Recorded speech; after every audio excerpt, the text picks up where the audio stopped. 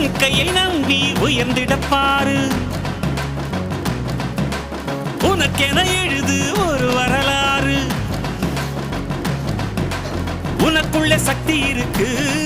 அதை புசிப்பிட வழிபாரு சுபவேளை நாளை மாலை சூடிடு அட எவனுக்கு என்ன குணம் எவனுக்கு என்ன பலம் கண்டதில்லை ஒருவருமே